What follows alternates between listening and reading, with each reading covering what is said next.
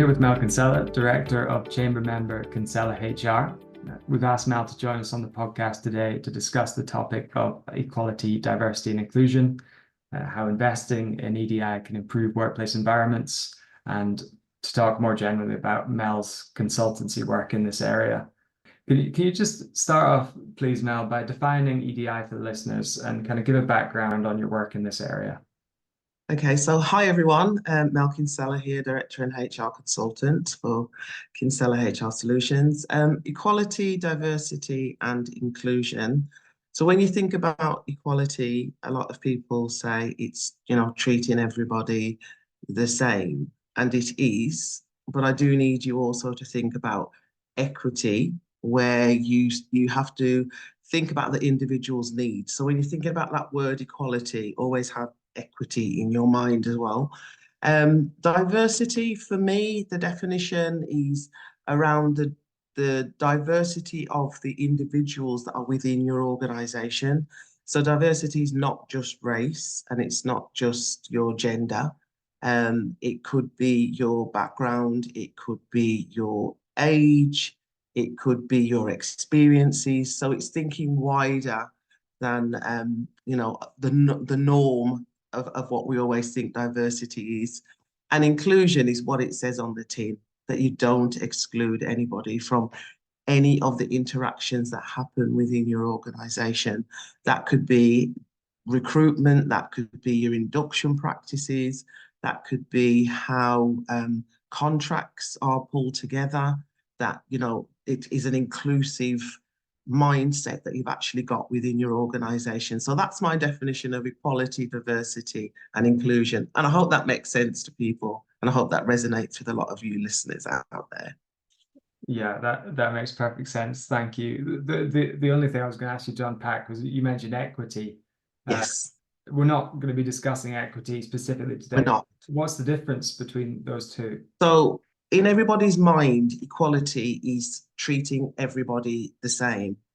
But one of the things I speak to people about is that we're all very different. And I know that people like to do this sameness thing when it comes to EDI. Oh, we're a fair organization and we treat everybody exactly the same. Well, we don't, because that's just not reality. Because I might have a completely different need to you, Joe.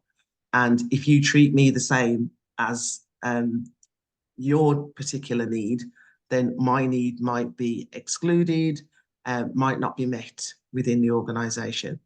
So having an equity mind, so it's equality / equity, you're thinking about the individual's needs as well. So that's the difference. Does that make sense? I hope it makes sense to everybody. Yeah, no, that was very clear. So what I do in Kinsella HR Solutions is I work with organizations to unpack the EDI culture and the EDI mindset within the organization. As you guys are all aware, Cumbria is a predominantly white area, and you can't get away from that. But I've been trying to get organizations to understand we can park that and think about the people within your organization. Because as I said earlier, it's not just about your race or the color of your skin. It is about how you treat people within your organizations. Have you got diversity of thought? Have you got an inclusive culture within your organization? Do you think about equality and equity and how you treat individuals in your organization? That's EDI. Okay. If that hope it makes sense. Yeah, no, that does. Thank you. So the first question I've got here is around training, and I suppose that kind of feeds into what you've just been talking about. How should organizations kind of train their staff, and how can that contribute to a positive work environment for everyone in a business? Yeah, I think having that mindset, having that culture of we are going to understand individuals' needs. We are going to look at the diversity of our organization, and we are going to ensure that our policies, processes, procedures are inclusive, that everybody feels included. That should be the bedrock of any training and learning or any kind of platforms that introduce into your organization. I know that a lot of organizations use like equality, diversity training online to get people, their minds aware of others in their organization and, just making themselves aware of what's out there, what do they need to be thinking about. They may have come across a colleague that they've never experienced before. And it's just trying to raise people's awareness, and that should be the bedrock of all the interactions that happen within that organization. I hope that makes sense.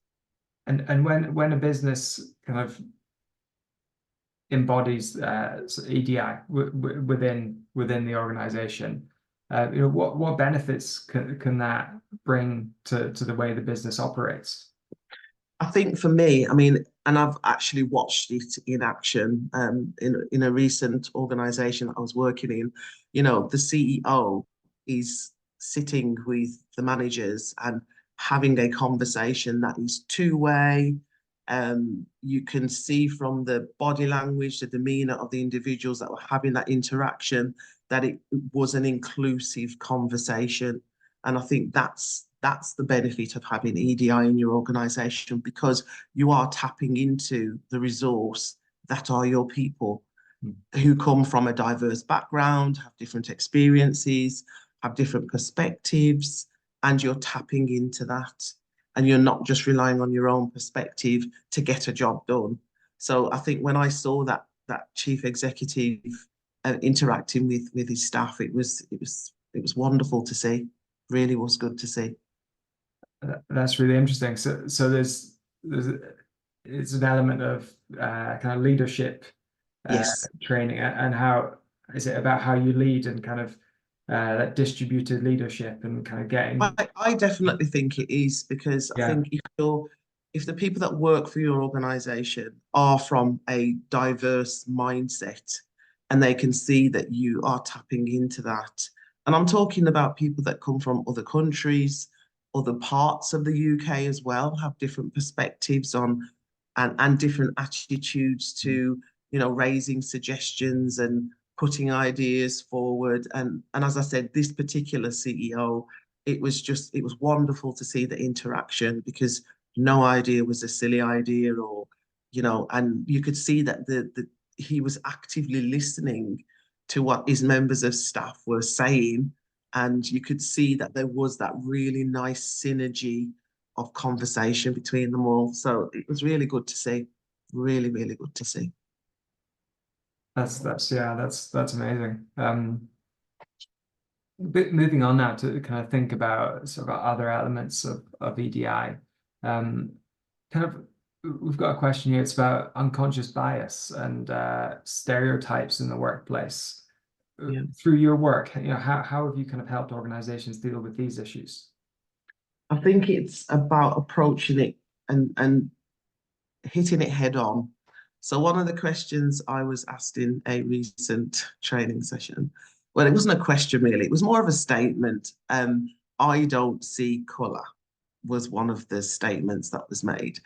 And I challenged back and I said, but you do see colour.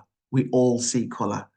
And I think it's those types of statements, I think, that don't really help the EDI landscape. I think it's about being honest about what you see, being honest about your perspective, and about raising your awareness of what you see and what your perspective is. Another bit of training that I did recently, it was challenging. I'm not going to lie, it was a challenging training session, and there were activities in there that kind of got people to think about certain situations that they found themselves in, where their unconscious bias did raise its head.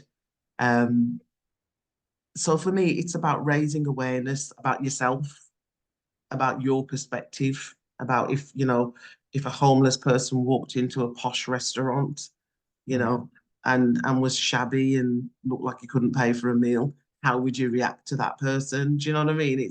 it's that kind of mindset. You know, what's your first snap reaction when somebody comes in for an interview and they're not in a tie, and then they haven't got a suit on? Do you know what I mean? And they're in their trainers. What's your reaction to that? Do you know what I mean? It's Sure. those type of things. Or if you're not into tattoos and somebody comes in to your organization and they're full of tattoos, or you know they wear a lot of jewelry or whatever it is that triggers you as a bias, it's about raising your own awareness about that, and also thinking about how you stereotype people, you know. And sometimes it's your background, maybe it's, you know, where you've been brought up, or the kind of job role that you had in your younger days, you know, could make you have certain stereotypes of certain people. And I'm not just talking about race, I'm just talking about people in general. So yeah. Yeah. I suppose the kind of the human brain sort of takes in Judgment information really very quickly. quickly, you know, before you can even Yeah. you know, so I guess it's about recognizing that. Am I right in saying Yes. just Yes. It's just about raising your own awareness about your own biases and about perhaps some stereotypes that you may have about certain groups, certain individuals, and certain cultures. One of the things that I've been saying quite recently, quite a lot, like a broken record, is have a conversation. Um, Another question that I asked in my training recently: would you ask me where I was from? And a lot of the individuals said, no, Mel, we wouldn't ask you where you were from. Um, because of, you know, certain situations that we've seen in the media, and you know, certain experiences that we've had, where we're unsure about what to say or what to ask. And I'm like, you should just ask the person where they're from. That's not a that's not a bad yeah, question. That's a conversation starter. Do you know what I mean? Try and find out something about them, you know, learn something new about them. You might yeah, be surprised that they might be just like you. Might not yeah, look like you, but they might have the same views as you. They might like the same foods as you, same yeah. movies. You just don't know until you have a conversation. So that's what I've been saying recently. Have a conversation.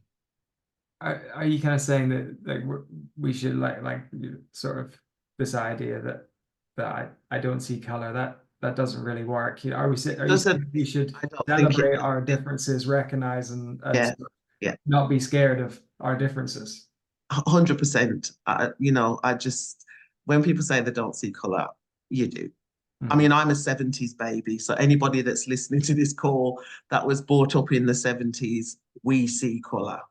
Yeah, We all do, from all different races that were brought up in the 70s, 60s, 70s. We do see color. And but you don't have to lead from that. You lead from getting to know the person. And that's what I've been saying to a lot of organizations I've been working with. Just have a conversation with each other and ask people questions.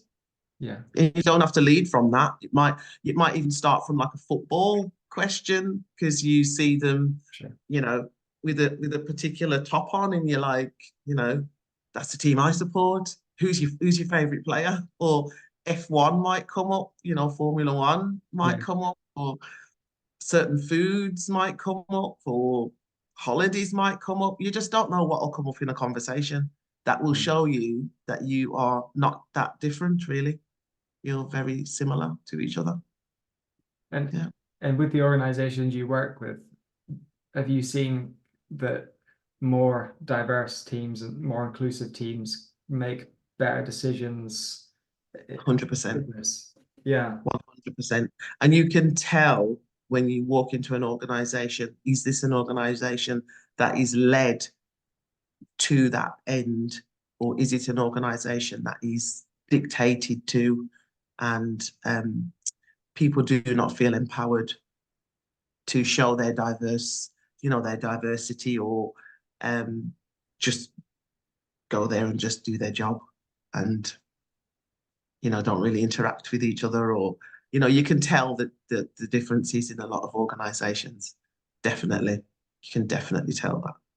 yeah, yeah. Yeah, Because I suppose if you have diversity, your customers will be diverse by nature because we're kind of a diverse country. And so if you can reflect that within your employees, that surely just improves your People relationship. like to see people that look like them. Yeah. They do. They genuinely do. They like to walk into an organization, see a smiling face, and see somebody that they can actually have synergy with. And I do genuinely believe that. I do genuinely believe people like to see people that look like them Mm-hmm. because they can relate to that person, if that makes sense. Would it end up with just a lot of very similar people if left unchecked? I would say so, and I think some organisations are probably suffering from that now, Yeah. where a lot of the individuals that they've recruited are pretty similar, and um, and then they find that there is no real diverse thought, Mm. because anybody that comes in with a diverse thought feels quite restricted in that environment, and yeah, because I've worked in quite a lot of organizations where it's very it's just one mindset, Yeah. and it's very difficult as one individual to change mindsets. So when I go into organizations now as a consultant, I sometimes see that behavior and I'm like, okay, Yeah. this is like a big tanker that'll take forever to turn around, you know what I mean? But yeah, it can be quite difficult when like new people start coming in to organizations that are traditionally, this is the way we've always done it. We don't want to change, we don't want anything to change. We just want it to stay the way it's always been. And sometimes industries have to change Yeah. because of what's going on economically, what's going on politically, what's going on globally, because it affects, business coming into the UK that, they have a international bent to their organization, and it affects them. And sometimes it's hard for organizations to flex that quickly, but sometimes they have to. Look at us with COVID. We had no choice. We just had to crack on. And I don't know what your experience of a lot of organizations before COVID was. Oh no, you can't work from home. Oh no, we can't do hybrid. Oh no, we can't do computers. But we had to in 24 hours. And Sure. we did it. We did it as a world. So it is doable to change, but some organizations are not ready to change. But sometimes they have Yeah. to survive. Definitely. Yeah.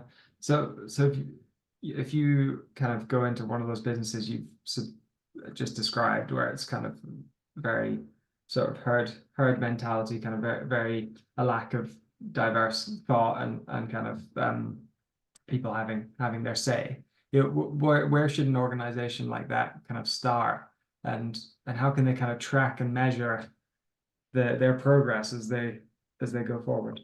Yeah, so one of the things that I would do with an organization and have done with an organization is get them to tell me about, a lot of them do like surveys, or they do like employee engagement surveys and stuff. So they will already have some kind of data as to how people are thinking and feeling about the organization.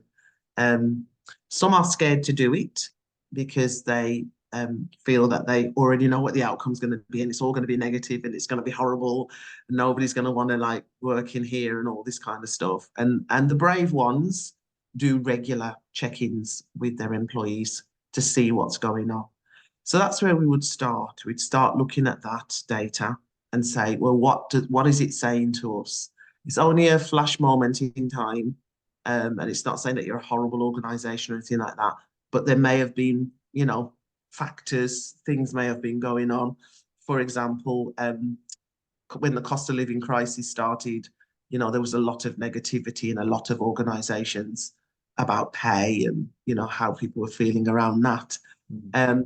So the organizations will know if there is any really like bumps in the road where you can see dips in their people survey. So we probably start from there. And then from there, I would listen to what is the outcome? What is it that they want to get out of any kind of, equality, diversity, and inclusion training? What impact are you looking for in your organization? Because there's no point bringing me in and then I deliver something and then you can't measure it because you didn't have an outcome in mind. So that would be the next thing that I would work with the organization and say, well, what is it that you're trying to achieve? And then from there, I would build in some leadership development sessions and some staff development sessions. And then we would measure again, we'd use the staff survey or the engagement survey or whatever survey they're using to find out whether, there has been an impact or an outcome that is close to what the organisation was expecting. So that's what I would do. Brilliant. 3 simple steps. Yes, yeah. So you can use that data to kind of get a concrete kind of proof that it's working or it needs more attention. Because as a consultant, I don't go in with the magic wand. They know some of the outcomes that they want to see in their organization, and as a consultant, I help them and guide them to that outcome. I mean, I might put through my pennies worth in there, but ultimately it's their decision as to where they want their organization to be and what they want their culture to be. As I said, one of the recent organizations I've worked with, I finished off the training by saying, you guys need to be your allies to each other. You need to call out behaviors that you don't want to see in your organization. The culture is your culture. They won't fly me in every day to go, right, I'm temperature checking your culture today. You know what I mean? You've got to do that because you're there every day with each other. So if your colleague is being abused, if your colleague is being shouted at or sworn at or anything like that, I'm expecting you to step in and say, this is inappropriate, either from a colleague or if there's a customer come in and having a go, I expect you to step up, be each other's allies. So that's the message that I do leave with my organizations. Look after each other. Yeah. That is so important, isn't it? And I'm looking at your notes here, and EDI can sort of help you create a sense of belonging and psychological safety for your employees, which is really what you want. You want your staff to be happy and you want them to be healthy. And yeah, these cultures where it's kind of culture of blame or people just shouting at each other isn't gonna, they'll be stressed, they're not gonna work very well, Yeah, and you've also got to think about it from your customer's perspective as well, because if you're an organization that's going to call out your customers, I mean, I'm not advocating that you lose them, but I think you need to be showing your customers and your colleagues the type of culture and environment and atmosphere that you want within that workspace, that it is a culture of respect, that it is positive. And as you've said yourself, Joe, it's psychologically safe. Because a lot of people, I mean, you've probably heard it yourself, don't leave an organization. They'll leave a manager. They'll leave a manager that isn't dealing with the situation, where people are being abused and are being shouted at and are being excluded. People walk away from those types of places because it's too toxic for them, and they don't want to walk into that every day.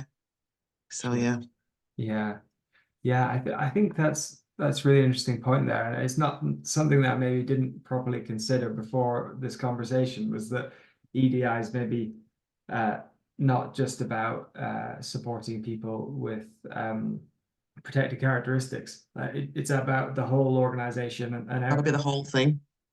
It's got to be the whole thing, because one of the things I said in my recent training, I said, when I showed them the protected characteristics, I said, everyone in this room is covered by the protected characteristics. And I was saying to them, because I did it in like a tree, so I tried to do it like in a visual way so that people could remember the 9 characteristics. I said, which one on there surprises you? And they were like, oh, age surprises me. I said, well, we're all an age. So we're all protected, and a lot of them were really surprised at how much of it actually protected them that were in that room. And it wasn't just about color of your skin. It was about your gender. It was about your beliefs. It was about your age. And I don't think a lot of them recognized that before the training. So that's why it helps to raise awareness. Yeah, Yeah, it really does help to raise awareness. definitely. Yeah, well, I think that's a good point to end on, kind of underlining the importance of this stuff for businesses in Cumbria and Absolutely. all Yeah. employees everywhere. Yeah, Mel, please do get in touch because it's really important to have that conversation about equality, diversity, and inclusion in your organizations. Even if it's just as a leader, you just want to reach out and just have that initial conversation with me about what's going on in your organization. And if I can help, I will certainly try my best to help you as an organization in Cumbria. brilliant. Well, we will put Mel's contact details in the description, and Thanks. you can sometimes see Mel at our regular Business Bites networking events. Yes, So yeah, do come along, and thanks so much for your time, Mel. you're very welcome, Joe. Thank you for inviting me. No Take problem. care, everyone. Bye Bye. bye.